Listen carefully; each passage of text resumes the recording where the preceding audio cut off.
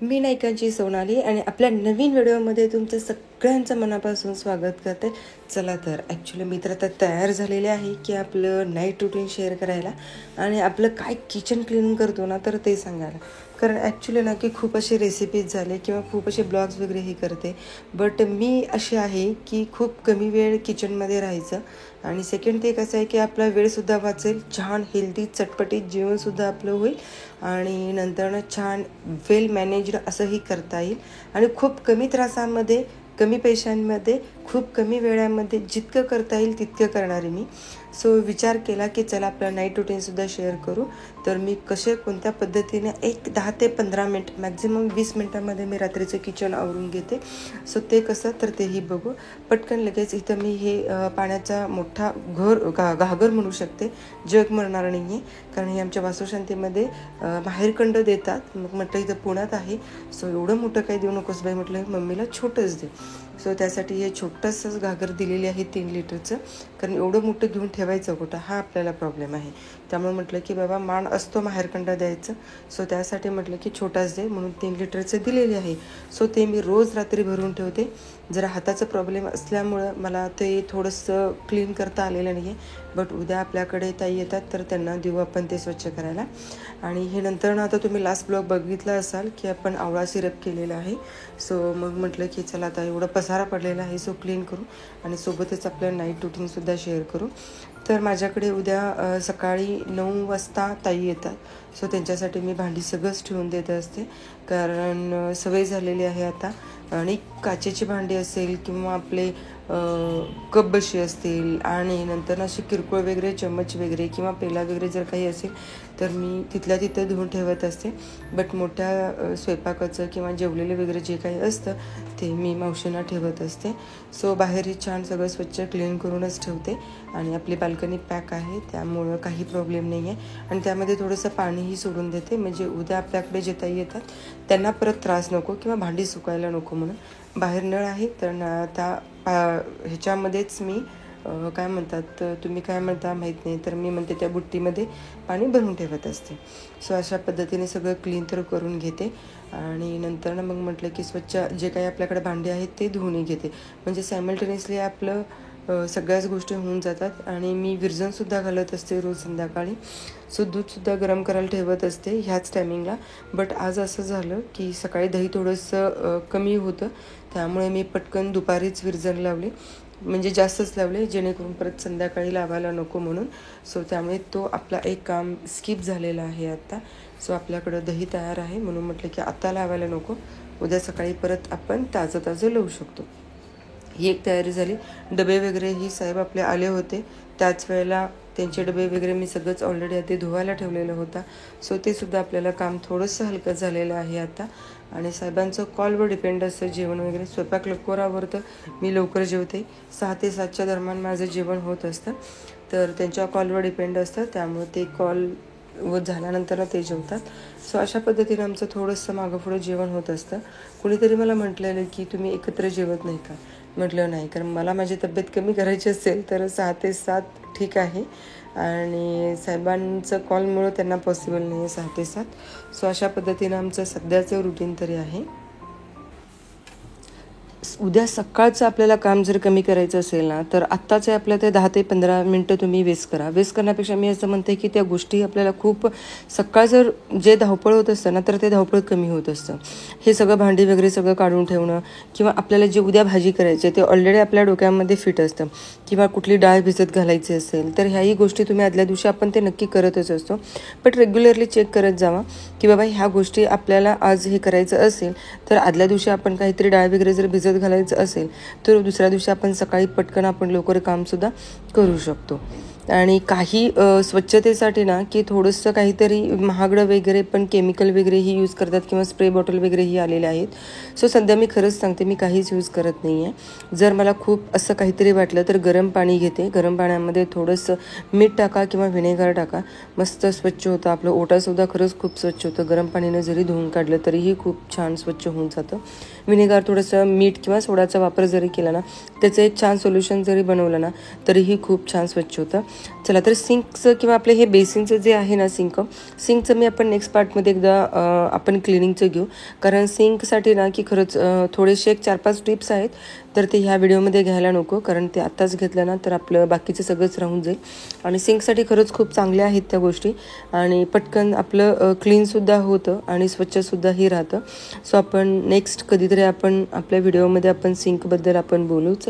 So अशा पद्धतीनं तर मी सगळं क्लीन करून झोपते, म्हणजे मला उद्या उठल्या सकाळी ना की ओठा जर क्लीन असेल ना तर एकदम छान अशी एनर्जी येते. पण ते पसारा बघितल्यानं मला खरंच होत नाही. कितीही वेळ लागू देत, 11, 12, 1ही वाजू देत, मी ओटा स्वच्छ केल्याशिवाय मी कधीच झोपत नाही.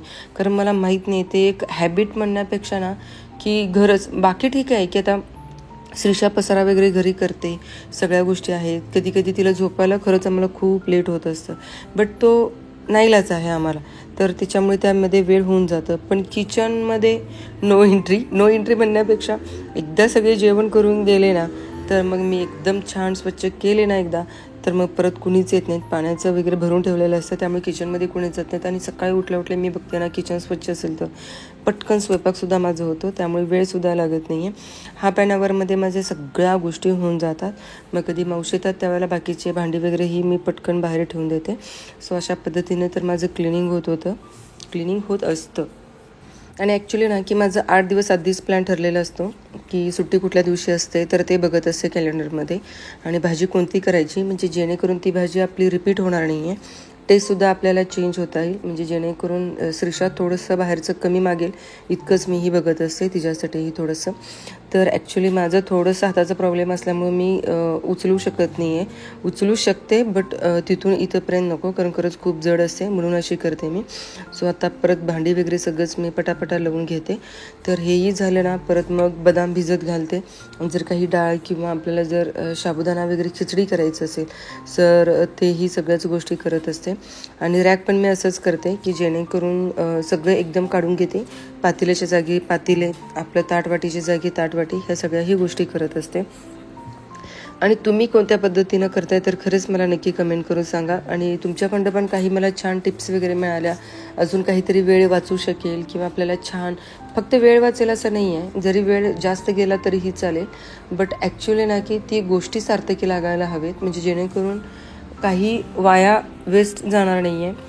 आणि नंतरनं ॲक्च्युली जास्त पैसासुद्धा खर्च होणार नाही आहे, इतकंच आपण बघावं लागेल असं मला वाटतं. आणि ही प्रत्येक गृहिणी करत असते किंवा प्रत्येक होममेकर हे करत असते की आपला पैसा कसा वाचेल किंवा आपण हेल्दी आपल्या घरातल्यांना सगळ्यांना कसं ठेवू, किंवा काय बनवावं लागेल किंवा काय बनवायचं नाही आहे, कितपत प्रमाणामध्ये आपण स्वयंपाक करून आपण आपल्या घरातल्यांना द्यायचं आहे, म्हणजे हेल्दी फूड असं म्हणते मी.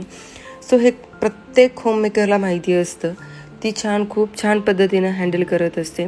त्यामुळे प्रत्येक गृहिणीला किंवा होममेकरला खरंच कमी समजू नये असं मला वाटत नाही आहे, तर बाकीच्या सगळ्यांना खूप जणींनाही असं वाटत असतं. तर माझी फ्रेंड आहे श्रुती, तर तिलाही एवढी छान निबंध लिहिलेला माझ्यासाठी, तर ते आत्ता मी नाही तुम्हाला दाखवत आहे, लाईव्ह मी तुम्हाला दाखवते की तर ती काय माझ्यासाठी मेसेज केले. खरंच खूप भारी वाटलं, एवढा आनंद झाला ना की कुणीतरी आपल्या आयुष्यात एवढं सपोर्ट करणार आहे, एवढं आपल्याबद्दल छान बोलणार आहे किंवा असं असेल ना. ठीक आहे, चुकत असेल तर ते चुकासुद्धा दाखवणं तितकंच गरजेचं आहे, तेही तितकंच आहे. पण सपोर्ट करणं, पॉझिटिव्ह थिंक म्हणजे आपल्या मनामध्ये येणं, काय एनर्जी मिळते तुम्हाला सांगते. मी ना आजपर्यंत खरंच थांबले असते, पण ह्या मैत्रिणी पण आहेत ना की ते थांबूच देत नाहीत.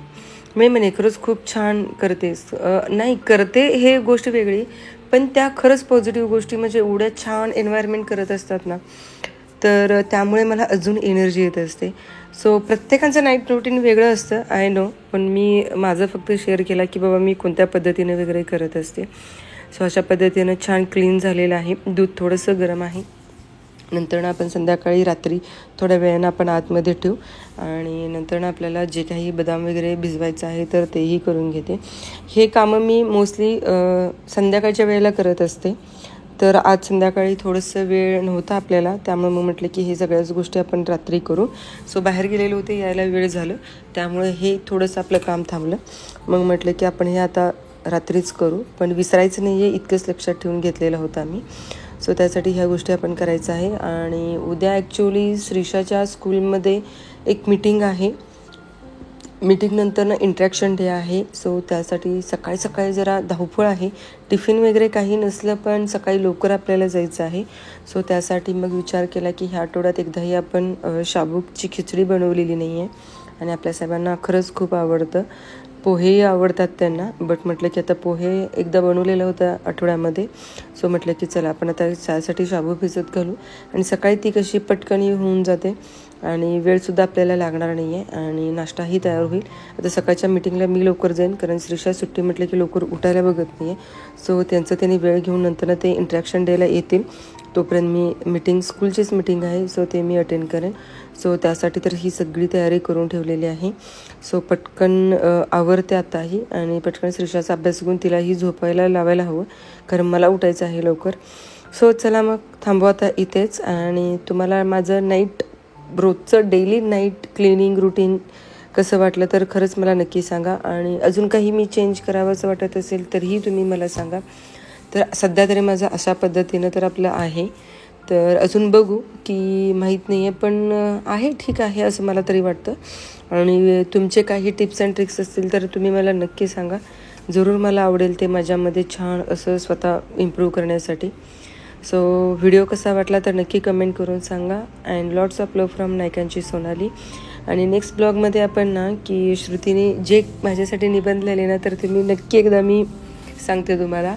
आणि अदितीबद्दल पण खरंच खूप छान लिहिलेली आहे ती पण. तिचा बड्डे होता त्या दिवशी ती एवढं छान सगळं कमेंट केलेली होती. आणि सोबत मलाही म्हणजे मी कधी काळी ना की थोडीशी डिप्रेशन म्हणण्यापेक्षा ना की कधी काळी मी स्वतःलाच कमी लेखत होते तर त्याच्यासाठीही ती लिहिलेली आहे. सो नक्की तो ब्लॉग बघा तुम्ही. खूप पॉझिटिव्ह मैत्रिणी जर तुमच्या आयुष्यात अशा असतील ना तर तुम्हाला कशाचीच कमी पडणार नाही आहे आणि एक ना एक दिवस तुम्ही सक्सेस होण्यापासून खरंच थांबू शकत नाहीत. तर असे आहेत सगळे. सो खरंच खूप भारी वाटतं. चला मग आणि तसंच मी काहीतरी एक छोटी मैत्रीण तुमची म्हणून काहीतरी प्रयत्न करतही राहीन कारण तुम्हालाही तेवढंच मला पॉझिटिव्ह ठेवायचं आहे. मी सुद्धा राहणार आहे. सो थांबू आता इथेच. Good night and lots of love from नायकांची सोनाली. सो अशा पद्धतीनं आपला क्लीन झालेला आहे.